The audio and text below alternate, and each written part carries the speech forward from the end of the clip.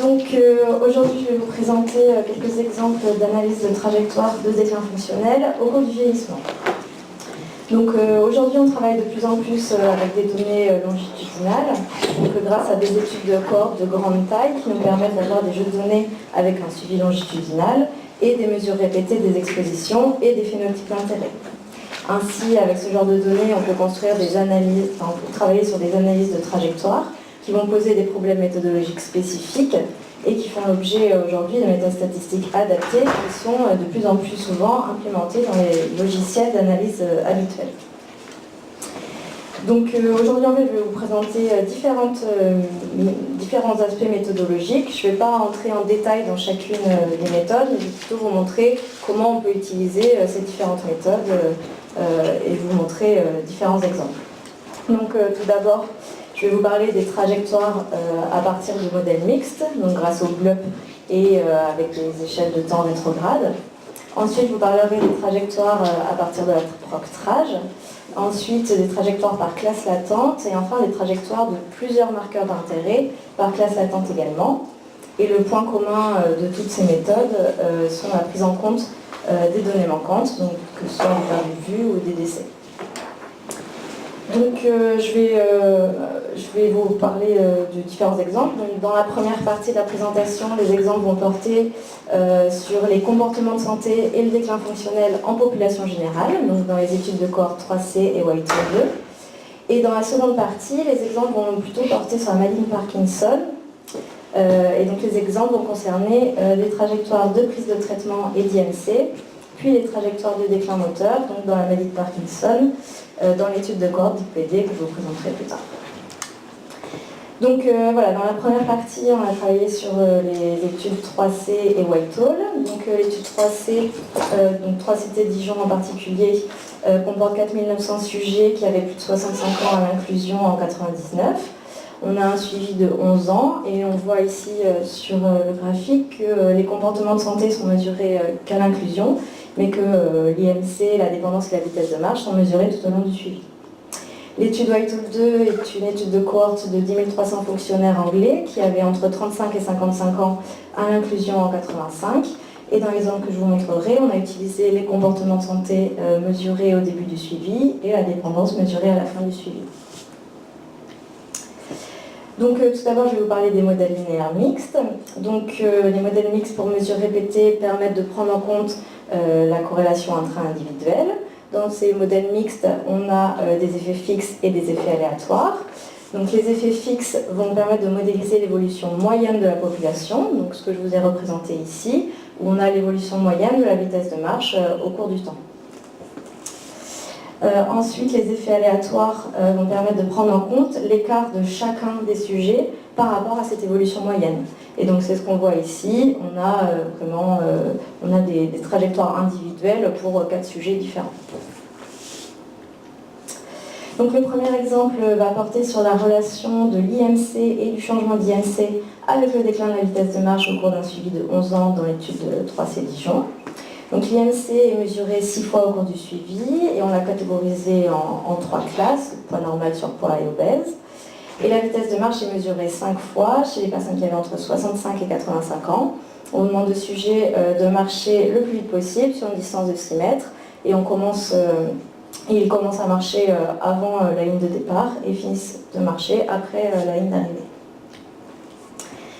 Donc ici, ce qu'on a voulu faire, c'est construire des trajectoires d'IMC au cours du suivi pour chacun des sujets. Donc pour ça, on a construit un modèle mixte sur l'IMC et ces trajectoires d'IMC ont été estimées par les BLUP, qui sont en fait la somme des effets fixes de la pente et des covariables et de l'effet aléatoire de la pente.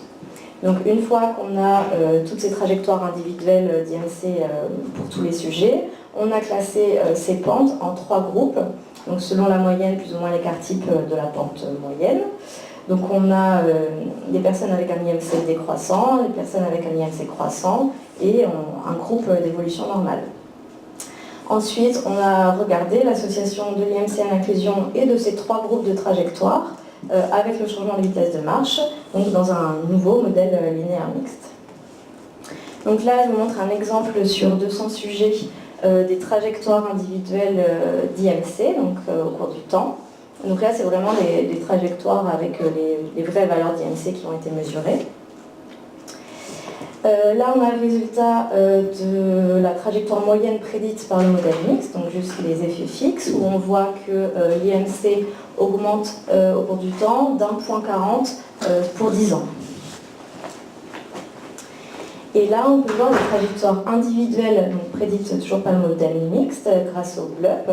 Donc on voit toutes les trajectoires individuelles de tous les sujets. Et j'ai mis en violet les pentes, enfin les trajectoires d'IMC qui avaient un IMC qui diminuait, et en vert les personnes qui avaient un IMC qui augmentait. Donc ensuite, on a incorporé ces groupes de trajectoires dans un modèle mixte. Donc on travaille ici sur 3900 sujets dont l'âge moyen était de 73 ans. Il y avait 62% de femmes. La moyenne de vitesse de marche à l'inclusion était de 153 cm par seconde et 14% des sujets étaient obèses à l'inclusion.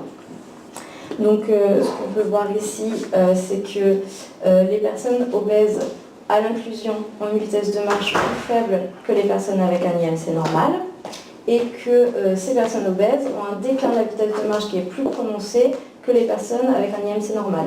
Alors c'est peut-être un peu compliqué à voir sur ces figures, mais en tout cas c'est statistiquement vrai. Et on voit également que les personnes qui ont un IMC qui diminue le plus, donc en violet, et les personnes qui ont un IMC qui augmente, ont un déclin de la vitesse de marche plus prononcé que les personnes avec un IMC stable, et ça, quel que soit l'IMC à l'inclusion. Donc ensuite, on a voulu prendre en compte la sortie d'études et la démence. Donc pour la sortie d'études, on a utilisé des modèles conjoints, donc qui permettent de corriger les estimations obtenues par un modèle mixte en tenant compte des perdus de vue. Donc dans ce modèle conjoint, il y a un sous-modèle de survie et un sous-modèle longitudinal. Et donc dans le sous-modèle de survie, l'événement d'intérêt va être la sortie d'études. Et ce modèle est ajusté sur les covariables associées au risque de sortie d'études. Et le sous-modèle longitudinal va être le même que dans les analyses principales. On a également exclu les personnes démentes ou qui décèdent.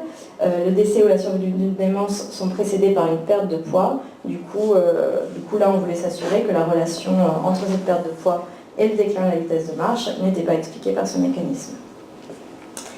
Donc ici, on a les résultats des analyses principales, puis des analyses avec prise en compte de la sortie d'études et d'exclusion des décès et des déments.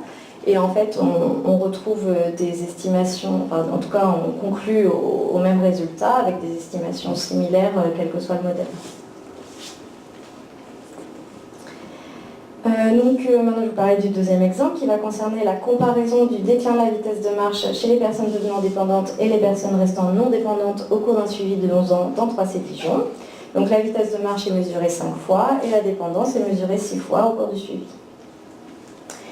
Donc ici, on a utilisé un modèle linéaire mixte avec échelle de temps rétrograde. Donc cette échelle de temps rétrograde va ne pas permettre aux trajectoires de vitesse de marche d'être estimées après la survenue de la dépendance ou la fin du suivi. Et donc le point de départ va correspondre à la fin du suivi de chaque participant, donc soit à la dépendance, soit à la fin de suivi sans dépendance, et va finir à la première mesure de vitesse de marche. Donc ici, on a les résultats. Donc on voit qu'on a bien une échelle de temps rétrograde. Et donc on voit que les personnes dépendantes, donc en rouge, ont un déclin de la vitesse de marche qui est plus prononcé que les personnes non dépendantes. Et surtout que ces personnes dépendantes ont une vitesse de marche plus faible jusqu'à 7 ans avant l'entrée dans l'indépendance par rapport aux personnes non dépendantes. Donc le troisième exemple va concerner les comportements de santé et la dépendance. Donc en fait, dans une étude précédente sur la relation entre les comportements de santé et l'inclusion et le risque de dépendance au cours d'un suivi de 11 ans dans 3 Dijon, on avait montré qu'une faible activité physique, une mauvaise alimentation et le tabagisme étaient indépendamment associés à un risque augmenté de dépendance et que ce risque de dépendance augmentait avec le nombre de comportements de santé défavorables, donc ce qu'on voit sur cette figure. Aujourd'hui, ce qui va nous intéresser, c'est de regarder la relation entre des trajectoires de comportement de santé au cours de la vie et le risque de dépendance chez les personnes âgées, donc cette fois dans WAITAL 2. Donc les comportements de santé sont mesurés 5 fois sur les 17 premières années de suivi, et la dépendance est mesurée 3 fois sur les 7 dernières années de suivi.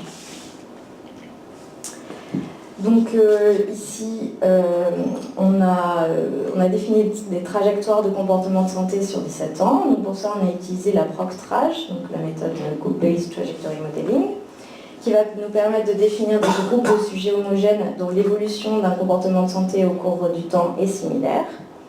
Donc ici, on a essayé des modèles qui avaient entre 2 et 6 trajectoires, et on a choisi le meilleur modèle selon le BIC plus petit, après vérification des probabilités a posteriori, et on a vérifié que la proportion de sujets par trajectoire était supérieure à 5%. Ensuite, on a regardé l'association entre ces trajectoires et la dépendance, donc, qui est mesurée plusieurs fois. Donc on a utilisé des modèles de régression pour mesures répétées de type GEE. Ces modèles vont permettre de prendre en compte le caractère répété des données, donc comme des modèles mixtes. Mais la différence avec les modèles mixtes, c'est que ces modèles ne peuvent pas donner de prédictions individuelles, mais uniquement des prédictions moyennes à l'échelle de la population. On a également voulu prendre en compte les perdus de vue et les décédés, et pour ça, on a utilisé le modèle GEE avec pondération inverse sur la probabilité d'être perdu de vue ou de décédé. Donc là, je vous présente les trajectoires. Donc, pour l'activité physique, on retrouve 4 trajectoires. Donc, une trajectoire faible en permanence, intermédiaire puis faible, intermédiaire puis élevé et élevé en permanence. Pour le statut tabagique, on retrouve 4 trajectoires.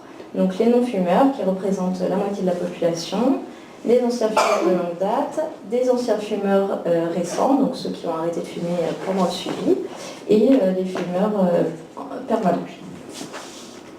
Pour la consommation d'alcool, on a trouvé 5 trajectoires, donc des non-buveurs permanents, des buveurs modérés qui arrêtent, des buveurs modérés permanents qui représentent 2 tiers de la population, des buveurs modérés puis gros buveurs et les gros buveurs permanents. Donc ici, on travaille sur 6825 sujets, dont 30% sont des femmes. L'âge moyen à la première mesure de dépendance est de 64 ans. 19% des sujets étaient dépendants au moins une fois, et 20% des sujets avaient 2 ou 3 trajectoires défavorables des comportements de santé. Donc en fait, les trajectoires que je viens de vous présenter, après on les a dichotomisées en trajectoires favorables et défavorables. Et donc dans ce tableau, on a les résultats du modèle GEE et du modèle GEE pondéré. Donc on voit que les estimations sont assez similaires, et donc les personnes qui ont des trajectoires de comportement de santé défavorables ont toujours plus de risques de dépendance que les personnes avec des trajectoires de comportement de santé favorables. Voilà, donc maintenant on passe à la deuxième partie qui va porter sur la maladie de Parkinson. Donc cette maladie touche environ 150 000 personnes en France avec 20 000 nouveaux cas par an. Cette maladie a une cause multifactorielle dont les symptômes sont liés à la perte des neurones dopaminergiques de la substance noire, telles que la rigidité, l'étranglement et la kinésie. Des traitements permettent de corriger ces symptômes, en particulier la lévodopa et les agonistes dopaminergiques. Donc on a travaillé ici sur l'étude DIC-PD, qui est une étude de cohorte de patients parkinsoniens en début de maladie, donc qui avaient moins de 6 ans d'évolution de la maladie. On a recruté 415 patients, principalement à la Salpêtrière, entre 2009 et 2013. Ces sujets sont vus tous les 6 ans depuis 6 ans, donc on a 7 visites. L'âge moyen à l'inclusion était de 62 ans, il y avait 59% d'hommes, et la durée d'évolution moyenne à l'inclusion était de 2,6 ans. Et on voit ici que les traitements, l'IMC, la vitesse de marche et d'autres mesures de la progression de la maladie sont mesurés à toutes les visites. Donc le quatrième exemple va porter sur les agonistes et l'IMC. Donc les agonistes dopaminergiques, qui sont l'un des principaux traitements dans la maladie de Parkinson, sont responsables de troubles compulsifs et d'addiction, et notamment de troubles alimentaires. Donc l'objectif ici va être d'étudier la relation entre la prise d'agonistes et l'IMC au cours d'un suivi de 6 ans dans l'étude DIC-PD. Et on va s'intéresser à 2 questions, donc de savoir si la prise d'agonistes au cours du temps entraîne une augmentation de l'IMC, et si l'augmentation de la dose d'agonistes va également entraîner une augmentation de l'IMC. Donc pour répondre à la première question, on a utilisé un modèle mixte sur l'IMC, où on a pris l'intercept et le temps comme effet aléatoire, et les agonistes en variable dépendante du temps, et on a inséré une interaction entre les agonistes et le temps. Et pour la deuxième question, qui est de regarder si l'augmentation de la dose d'agoniste entraîne une augmentation de l'IMC, on a construit des trajectoires de doses d'agonistes qu'on a ensuite insérées dans un modèle mixte sur l'IMC. Donc ici, on a la trajectoire prédite de l'IMC. Donc on a inséré un terme au carré du temps. Et on voit donc que l'IMC suit d'abord assez stable pour diminuer ensuite à la fin du suivi. Donc quand on insère la variable de prise d'agoniste dans le modèle, on voit qu'à l'inclusion, il n'y a pas de différence significative, mais qu'au cours du temps, les personnes qui prennent des agonistes perdent beaucoup moins de poids que les personnes qui ne prennent pas d'agonistes. Donc ensuite, on insère la variable de dose d'agoniste en tertile. Et donc on voit encore qu'à l'inclusion, il n'y a pas de différence significative, donc ce qu'on voit dans la première colonne du tableau, mais qu'au cours du temps, les personnes qui prennent des doses modérées ou hautes ont en fait un IMC qui diminue beaucoup moins, voire qui augmente un peu, que les personnes qui ne prennent pas d'agonistes. Et donc ça de façon significative pour les doses modérées et hautes. Il n'y a par contre pas de différence de pente d'IMC entre les trajectoires de doses faibles et élevées. Donc ensuite, ce qui nous intéresse là, c'est de regarder des trajectoires de doses. Donc en fait, pour ça, on a utilisé des modèles mixtes à classe latente. Donc en fait, les modèles mixtes classiques vont supposer que la population est homogène et décrit la population par un seul profil moyen. Donc ça, c'est ce qu'on a vu jusque-là. Ici, les modèles mixtes à classe latente vont supposer que la population est hétérogène et est composée de G classe latente, donc de G sous-population ou de G profil moyen de trajectoire. Donc en fait, on va construire un modèle mixte qui va avoir des effets fixes et des effets aléatoires comme d'habitude. Et dans les effets fixes, on va avoir des estimations des variables explicatives qui peuvent être communes aux classes latentes ou bien spécifiques à chaque classe latente. Au niveau des effets aléatoires, la distribution va être spécifique à chaque classe latente. Et donc cette méthode est implémentée dans le package R LCMM. Donc ces trajectoires de doses d'agonistes, on les a construites uniquement chez les patients ayant pris au moins une fois des agonistes. Et en fait, le choix du modèle se fait un peu de la même façon que dans l'apprentissage. Donc en fait, on a essayé des modèles qui avaient entre 2 et 4 trajectoires, et après on a choisi le modèle selon le BIC le plus petit, et après vérification des probabilités a posteriori. Donc là, c'est le résultat de ces trajectoires. Donc on trouve le meilleur modèle à 3 trajectoires. Et donc on trouve une trajectoire de dose basse qui représente 35% de la population, une trajectoire de dose haute qui augmente un peu en plus, qui représente 60% de la population, et une trajectoire assez inhabituelle qui représente que 4% de la population, mais voilà, où les sujets, on va avoir une dose qui augmente très vite, puis qui diminue très vite. Donc ensuite, on insère ces trajectoires dans un modèle mixte sur l'IMC. Et du coup, là, on voit encore qu'à l'inclusion, il n'y a pas de différence significative, donc ce qu'on voit ici, mais que par contre, au cours du temps, les personnes qui sont dans la trajectoire haute de dose d'agoniste, donc en rouge, ont une trajectoire d'IMC qui augmente également, en tout cas qui ne diminue pas, de façon significativement différente de la pente d'IMC des personnes qui ne prennent pas d'agonistes. Et donc ça de façon significative. On voit également que les personnes qui étaient dans la trajectoire de dose qui augmentait puis qui diminuait ont un IMC qui en fait suit la même trajectoire, donc un IMC qui augmente puis diminue très franchement. Et on voit également ici que la différence des pentes d'IMC entre les trajectoires de doses faibles et élevées est significativement différente. Donc ici j'ai voulu quand même comparer les trajectoires de doses d'agonistes avec l'approctrage. Et en fait, avec l'approctrage, on trouve le meilleur modèle comme étant celui à 6 trajectoires, donc celui-là. Donc on a des trajectoires très différentes de ce qu'on a trouvé avec l'autre méthode.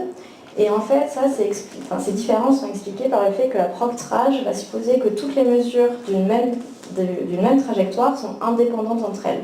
Donc en fait, que les données d'un même sujet à plusieurs temps vont être indépendantes entre elles. Donc c'est comme si on utilisait des données de sujets différents à chaque temps.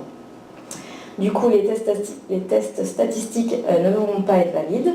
Après, souvent, dans l'approximation, on l'utilise juste pour caractériser des trajectoires et pas forcément pour faire des statistiques. Donc ça peut être moins important. Mais il y a également une surestimation du nombre de trajectoires et le BIC est toujours moins bon. Alors que les modèles mixtes à classe latente vont, eux, considérer correctement la corrélation intra-individuelle, comme le fait des modèles mixtes habituels. Voilà, et enfin, le dernier exemple va porter sur l'éducation et le déclin moteur. Donc en fait, on va vouloir regarder la relation entre le niveau d'éducation et des marqueurs du déclin moteur dans la maladie de Parkinson au cours d'un suivi de 6 ans dans le PD. Et ça va être pour tester l'hypothèse de réserve motrice dans la maladie de Parkinson. Donc le niveau d'éducation a été dichotomisé et les marqueurs du déclin moteur sont évalués à chaque visite par un spécialiste des troubles du mouvement. Donc on a l'UPDRS2 qui est une échelle des aspects moteurs des expériences de la vie quotidienne, donc une échelle qui va de 0 à 52, où la moyenne à l'inclusion est de 7,6 points. L'UPDRS3 est un examen moteur qui est sur une échelle qui va de 0 à 132 et la moyenne à l'inclusion est de 20. Et le temps de marche où en fait on mesure le temps que mettent les gens à se lever d'une chaise, marcher 7 mètres, faire demi-tour, revenir et s'asseoir. Donc on leur demande de marcher à une vitesse usuelle et on va prendre la moyenne de 2 essais qui correspond à une moyenne à l'inclusion de 12,3 secondes. Donc ici, ce qui va nous intéresser, c'est de construire un processus latent du déclin moteur. Donc pour ça, on va d'abord construire un processus latent pour chacun des 3 marqueurs de ce déclin moteur. Et en fait, pour ça, on va utiliser un modèle mixte où l'outcome va être en fait ce processus latent du marqueur plutôt que le marqueur linéaire qu'on utilise d'habitude. Et cette méthode va permettre de prendre en compte donc, la curvilinéarité de l'échelle, c'est-à-dire que l'écart entre 2 niveaux successifs de l'échelle n'a pas forcément une signification constante. Et ça va également permettre de prendre en compte les éventuels effets plancher ou plafond de ces échelles de mesure. On va essayer différentes fonctions de lien afin de modéliser au mieux le processus latent. Donc ici, je vous ai montré différentes fonctions de lien entre l'UPDRS et son processus latent sous-jacent. Donc en fait, en rouge, on voit la fonction de lien linéaire, donc celle qu'on aurait utilisée en règle générale, et puis dans les autres couleurs, d'autres fonctions de lien. Et donc en fait, c'est la fonction de lien en spline avec 5 nœuds équidistants, donc en vert, qui a le meilleur AIC. Donc c'est cette fonction de lien qu'on va choisir. Donc ensuite, on fait la même chose pour l'UPDRS3 et le temps de marche. Et une fois qu'on a ces 3 fonctions de lien, on va pouvoir construire un processus latent qui va être commun à ces 3 marqueurs. Donc ça, on peut le faire parce que ces 3 marqueurs décrivent le même phénomène. Et ce qu'on cherche à faire en fait ici, ce qu'on préfère, c'est regarder des associations avec ce phénomène de déclin moteur qu'avec chacun des 3 marqueurs. Et en plus, ça va permettre de diminuer le biais dû aux erreurs de mesure de chacun des 3 marqueurs. Du coup, ici, en fait, on va utiliser encore un modèle mixte, mais cette fois, l'outcome va être le processus latent commun qui va être construit. Donc chaque marqueur va être relié à ce processus latent par une équation spécifique et le modèle va ici faire l'hypothèse que tous les marqueurs partagent la même évolution sous-jacente, c'est-à-dire que le niveau d'éducation ici, parce qu'on s'intéresse au niveau d'éducation, va en fait jouer le même rôle pour les 3 marqueurs. Et enfin, une fois que ce processus latent va être construit, on va pouvoir construire des classes latentes, donc exactement comme je vous ai montré précédemment. Et voilà, et tout ça est encore implémenté dans le package R LCMM. Donc ici, c'est donc les fonctions de lien entre chacun des 3 marqueurs et le processus latent commun. Donc, par exemple, pour la vitesse de marche, ce qu'on peut voir, c'est qu'une différence de 5 points entre 10 et 15 secondes, donc qui représente à peu près la moyenne de temps de marche dans la population, représente également 5 points sur le processus latent, mais que par contre 5 secondes entre 25 et 30 secondes, donc qui est donc une vitesse de marche très lente, correspond uniquement à 1 point sur l'échelle du processus latent. Et en fait, ça nous montre qu'une augmentation du temps de marche de 10 à 15 secondes va avoir beaucoup plus d'importance clinique qu'une augmentation de 25 à 30 secondes, où les sujets ont déjà en fait beaucoup de problèmes moteurs. Donc ici, on regarde la relation entre le niveau d'éducation et ce processus latent du déclin moteur. Donc on voit qu'à l'inclusion, les personnes avec un haut niveau d'éducation ont moins de problèmes moteurs que les personnes avec une éducation plus basse. Et que cette différence reste constante au cours du temps. Donc là, on retrouve bien l'hypothèse de réserve motrice. Donc parce que ces patients ont été plus éduqués, la manifestation clinique de leurs problèmes fonctionnels va être retardée par rapport aux patients moins éduqués, et ce retard va rester constant au cours du suivi. Donc ensuite, on a construit des trajectoires de ce processus latent du déclin moteur. Donc on trouve deux trajectoires, donc une trajectoire basse en légère augmentation, donc qui représente 95% de la population, et puis une autre trajectoire, donc qui représente 5% de la population, mais qui est une trajectoire haute et en augmentation. Donc ce sont vraiment les sujets qui ont des gros problèmes moteurs.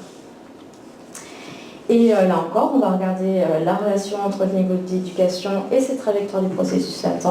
Et en fait, ce qu'on voit ici, c'est que finalement, quelle que soit la trajectoire, la relation, les personnes les plus éduquées ont toujours plus de problèmes, de problèmes moteurs que les personnes les moins éduquées, donc ça à l'inclusion, et que finalement au cours du temps, la différence reste la même si on a l'impression que ici la différence se diminue, mais c'est non significatif. Et enfin, je vais juste vous montrer cette diapo, juste pour vous montrer en fait que donc c'est la relation encore entre le niveau d'éducation et les trajectoires du processus latent du déclin moteur, mais cette fois dans l'échelle des marqueurs, donc de l'UPDRS2, l'UPDRS3 et le temps de marche. Et en fait, on voit que les relations sont les mêmes, puisque c'est ce que le modèle suppose. Mais par contre, on voit des courbes qui ne sont pas linéaires, mais en fait, ça c'est uniquement dû au fait qu'on a pris des fonctions de lien qui ne sont pas linéaires. Voilà, et pour aller plus loin, ce que là, je n'ai pas eu le temps de vous montrer, mais il est tout à fait possible de construire des modèles conjoints à partir de ces modèles à processus ou classes latentes, afin de prendre en compte les sorties d'études ou des événements tels que les décès ou les maladies. Voilà, merci.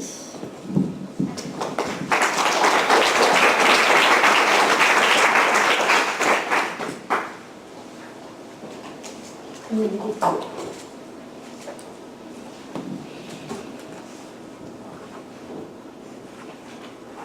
avez tout compris.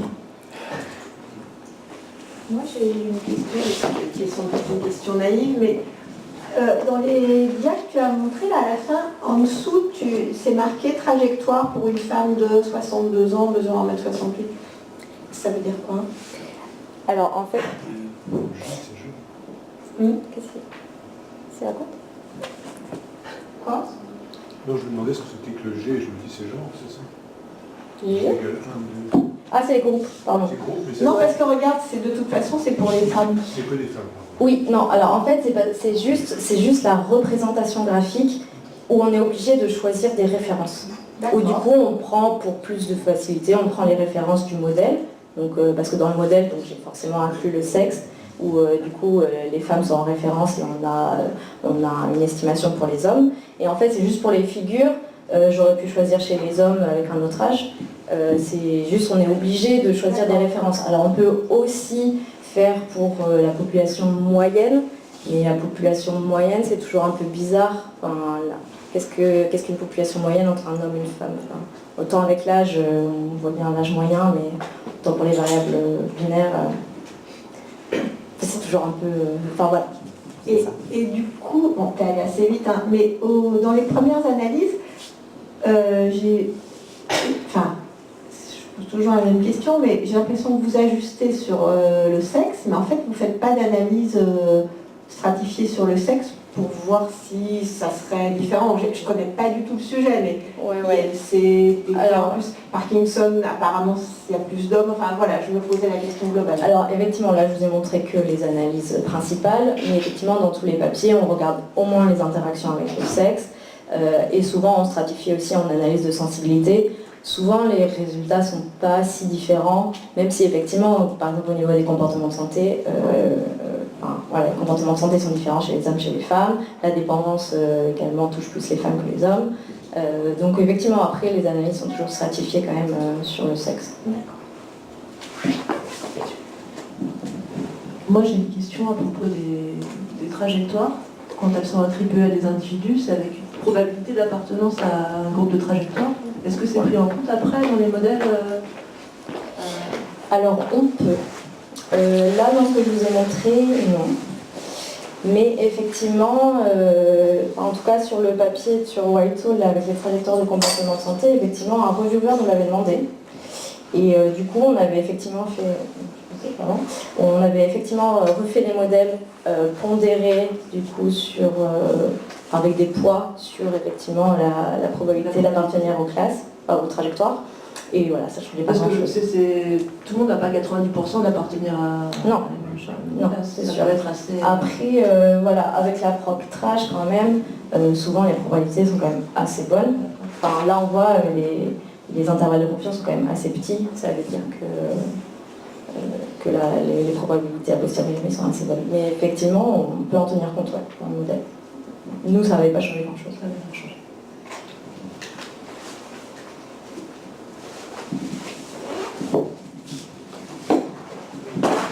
Il y a de quoi faire. Moi j'avais une question concernant je pense que c'est le premier modèle dans lequel on fait successivement des trajectoires de c'est ça, Ouais. Et après des trajectoires de vitesse de marche. Ouais. Il n'y avait pas moyen de faire les deux ensemble avec un modèle mix ayant deux réponses conjointes plutôt que cette cascade finalement de classes de trajectoire. Alors, tout est possible. Oui. Après, là, vraiment, l'objectif, c'était vraiment d'essayer de classer des gens qui avaient un IMC qui augmentait beaucoup et des gens qui perdaient du poids. Voilà, c'était vraiment pour voir si les personnes qui prenaient beaucoup de poids avaient un risque différent au niveau de la vitesse de marche. Et du coup, si on... parce qu'effectivement, je pense qu'on doit pouvoir utiliser d'autres méthodes, mais qui ne vont pas forcément nous permettre d'avoir des trajectoires d'IMC où on aura une trajectoire d'IMC qui augmente beaucoup et une trajectoire d'IMC qui diminue beaucoup. Est-ce qu'on peut faire des classes de trajectoire sur deux variables simultanément? En fait, c'est un peu ça la question.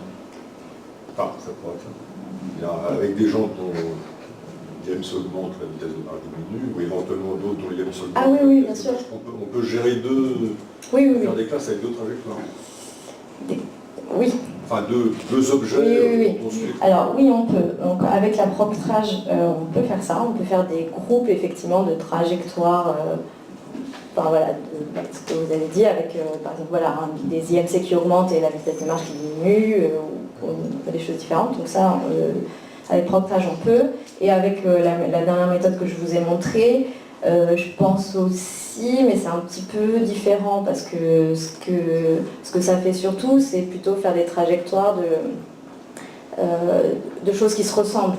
Alors que là, l'IMC et la vitesse de marche, c'est quelque chose de complètement différent.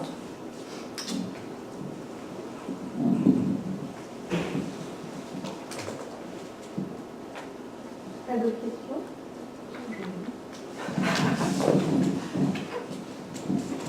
Non, je voulais savoir ce que tu pensais des modèles conjoints. Est-ce que ça apporte vraiment quelque chose à la prise en compte dans la censure et dans tout ce que tu nous as montré? Est-ce que vraiment c'est un raffinement méthodologique indispensable ou est-ce que...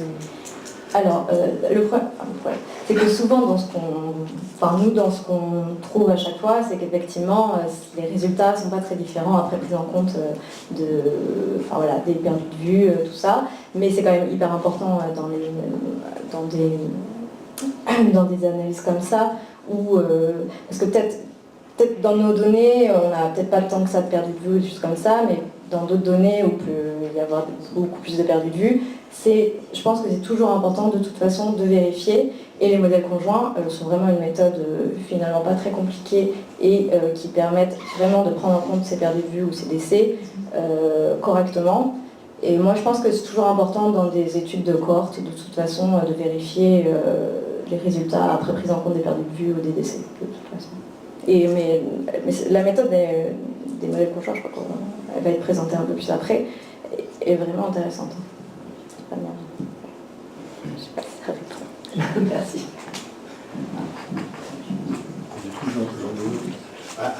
Je ne sais plus si c'est ce modèle-là ou sinon, vous excluez les décès. Ouais. Est-ce qu'on ne pourrait pas considérer que le décès, c'est un risque concurrent?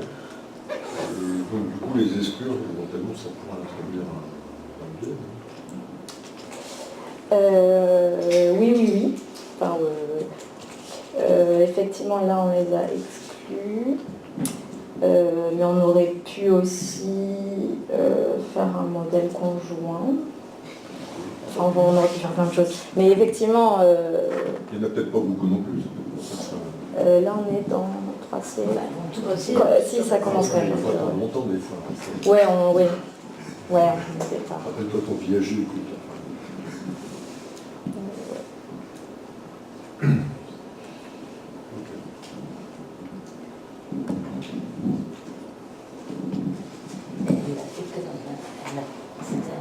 Un modèle de sensibilité, tu l'as pas fait? Oui.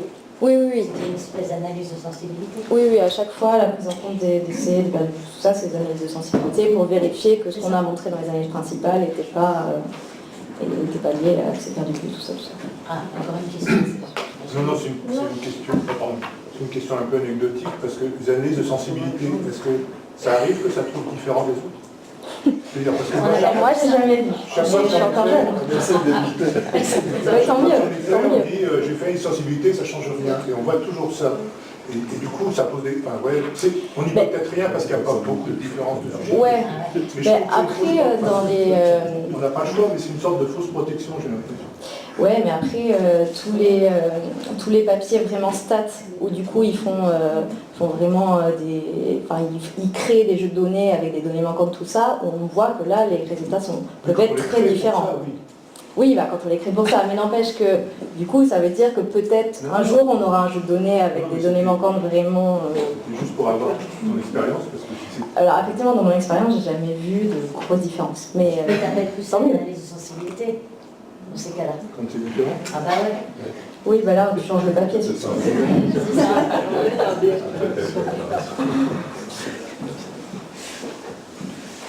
Bon, merci beaucoup, Fanny. Donc on va passer